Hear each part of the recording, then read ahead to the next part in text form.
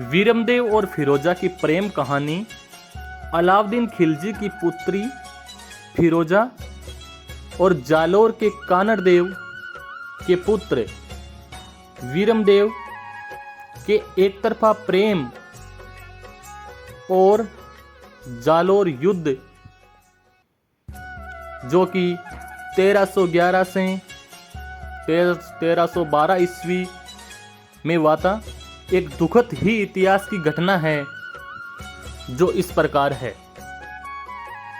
राजकुमार वीरमदेव सोनगरा और शहजादी फिरोजा की कहानी राजस्थान के इतिहास और लोक कथाओं में स्वाभिमान और एक तरफा प्रेम की एक मार्मिक गाथा है। जालोर राजस्थान के शासक थे।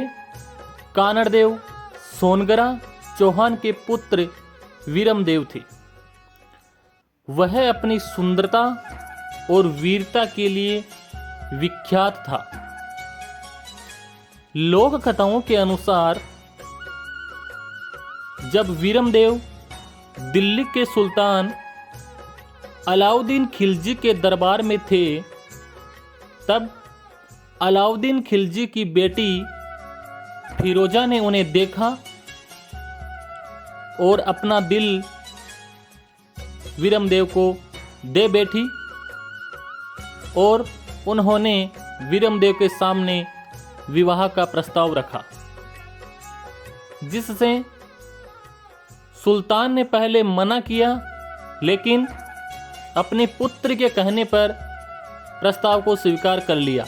लेकिन वीरमदेव ने इस प्रस्ताव को यह कहते हुए ठुकरा दिया कि एक तुर्कनी से विवाह करने से उनके कुल चौहान और मामा थे भाटी का अपमान होगा।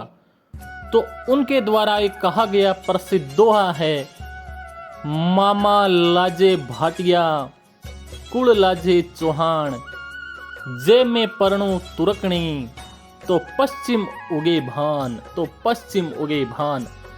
अर्थात यदि मैं तुर्कनी से विवाह करूं तो मेरे मामा और चौहान वंश दोनों लज्जित होंगे। ऐसा करना वैसे ही असंभव है जैसे सूर्य का पश्चिम से उगना। वीरमदेव के इनकार करने से अलाउद्दीन खिलजी ने नाराज होकर जालोर दुर्ग पर आक्रमण कर दिया। लंबे संघर्ष के बाद वीरमदेव युद्ध भूमि में वीरगति को प्राप्त हो गए।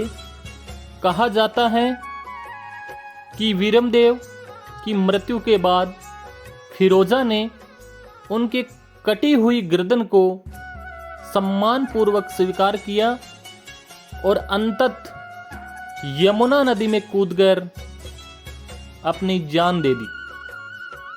कुछ कथाओं में उनके सती होने का भी उल्लेख है।